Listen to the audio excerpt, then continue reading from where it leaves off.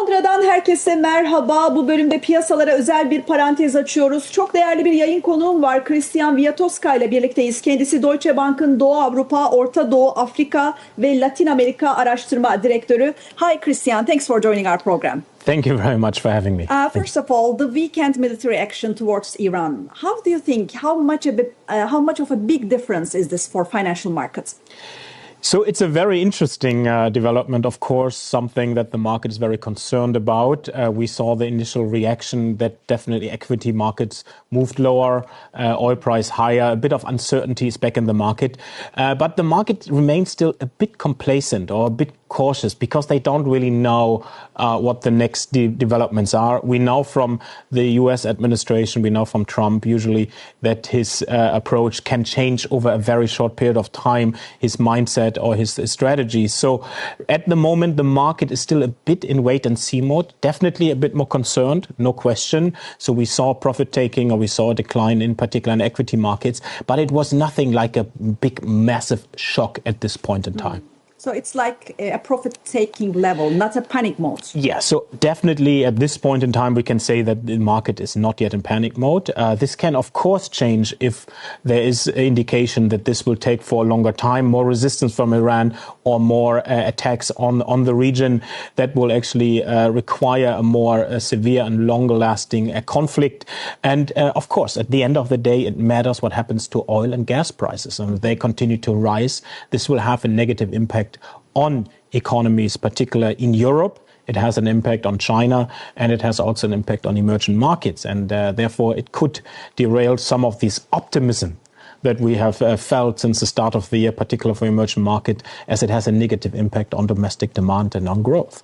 Do you think that the $100 scenario might divert the markets in a panic mode? And what about the gas prices as well? Yeah, so, we are still a bit off from the $100. But of course, if you're going to have a prolonged period of oil at 100, similar to what we actually had after, the period after COVID, this would have negative implications for growth, and it could particularly be quite challenging for the CE region, for example, in Europe and the CE region, but also for countries like Turkey. So as we can, as a ballpark, say the impact on inflation is around 1 percentage points of a $10 move or 10% move in oil over a 6 month period. So if you have now, instead of 65 or 70 in oil, you're going to have 100. The impact could be up to 5 percentage points, of course, on headline inflation, and would, of course, change the reaction function of the central bank, and it would also have a negative impact on domestic demand and the consumer. We have to watch the gas prices as well. Gas prices is in particular worrying for the CE region. We know what happened when the Russian war started. The implications were quite negative. Inflation spiked. So, of course, these economies are much more vulnerable. And the impact is, of course, more driven by, it's skewed towards Europe and the Middle East, while, of course, the LATAM region is impacted, but not immediately and directly, but more second order. Yeah, Europe is much more dominant in terms of the gas prices. So when you look at Turkey, how serious is the risk of a carry trade unwind? So Turkey is in a very interesting situation right now because Turkey has built remarkable FX reserves over the last 12 months. We are now above roughly around 210 billion gross reserves. Net reserves are around 75 billion. So this is a significant buffer. In addition, also real rates remain high. Obviously, the central bank has started now to sterilize and provide basic liquidity at the upper end at 40%.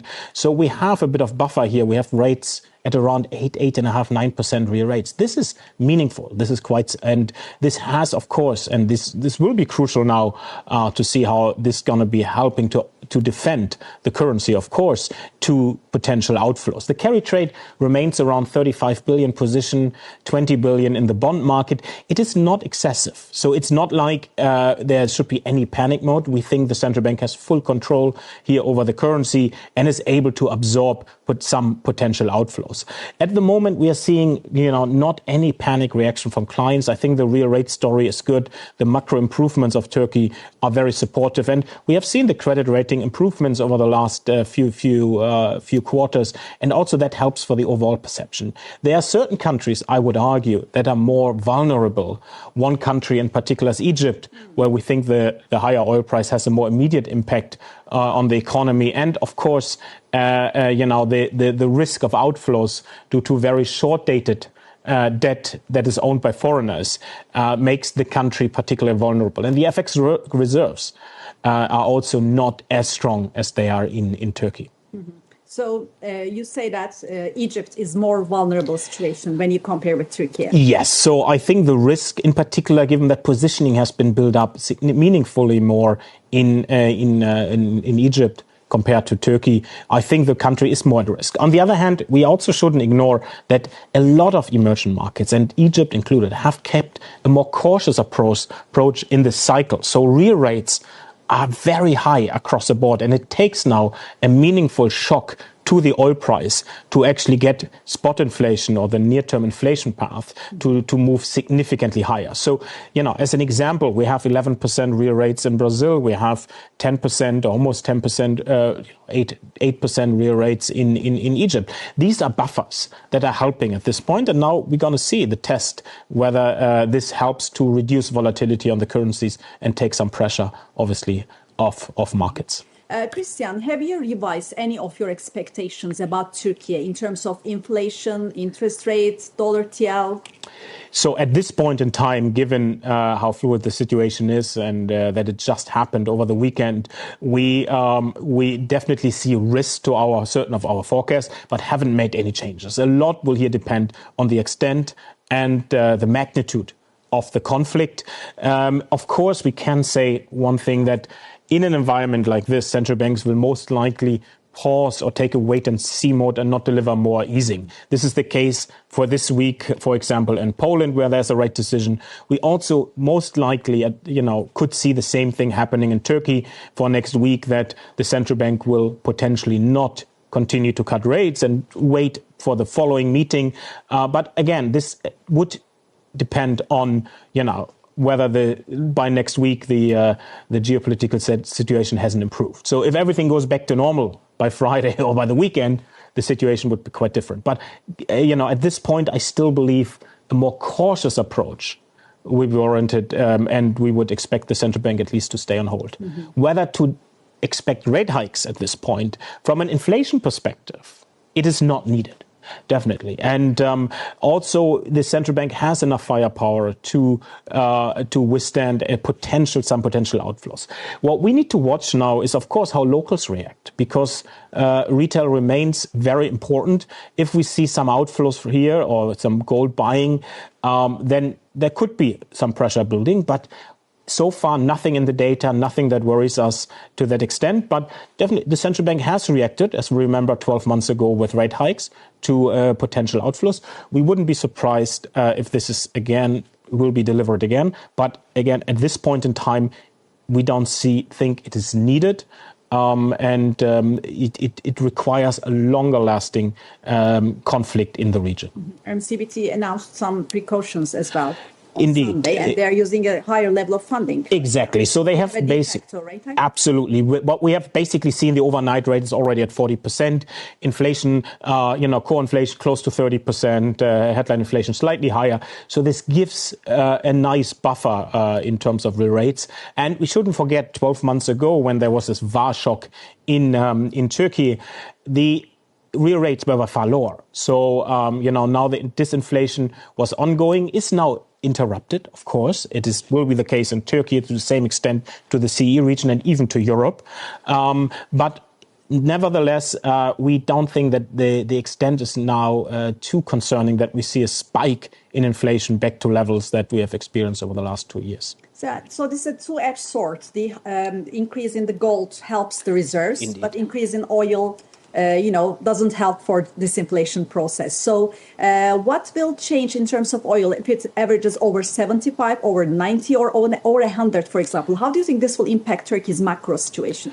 So that's a very good question, because this year the remarkable thing is that this the initial price action was a higher oil price and a higher gold price. And this has also offset some of the pressure on countries like South Africa, a massive gold producer, or Turkey, a country that has more than any, as a share of the overall economy, a record high amount of gold within the population. So, the central bank estimated themselves that we're talking about a number close to 750 billion gold holdings among retail. So this is remarkable, and this is definitely provides some support. Turkey, obviously, a 10% move would increase the FX reserves in gold by around 15 billion at this point, so that offsets some of the oil pressure. But to make it very clear, the impact on the economy, on inflation, will be felt by a higher long-lasting oil price. So if we get oil price at 100 relative to 65, which was our initial forecast for this year, this could add, by the end of the year, 5 percentage points, of course, to headline inflation.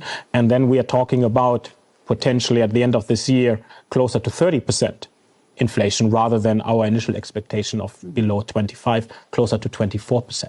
So there are definitely upside risk at this point on the inflation dynamics. Lastly, do you have anything to add in terms of Turkish markets, the implications of this military action and everything? So this is a real test for emerging markets in general. We all have talked about the new darling of EM in terms of inflows into emerging markets, into EM, de-dollarizing, moving away from US dollar holdings. And EM has had a good start to the year, including Turkey as well. The currency has done well. Various markets have really seen a lot of inflows and have seen a strong performance. This will now be the first test. It's an external shock. And we now have to see how crowded positioning is, which we don't think it's too crowded yet. And we will see how the domestic growth improvements, the rating upgrades, all these kind of positive dynamics that we have seen within EM, how much more resilient they have made the countries and also the markets. We really hope that this situation doesn't escalate further, that we have not a long-lasting conflict. This will make it more difficult. There is no question for countries like Turkey and Egypt and the Middle East. But at this point in time, we are still very confident that there's enough reserves, enough stability on the macro side and from the financial stability side, that we are not going to see any kind of material VAR shock to Turkey or some of the other emerging markets in the region. Christian Wietoska, thanks for joining our program. Deutsche Bank'ın Doğu Avrupa, Orta Doğu, Afrika ve Latin Amerika Araştırma Direktörü Christian Wietoska ile Londra stüdyomuzda buluştuk. Sözü İstanbul'a bırakalım.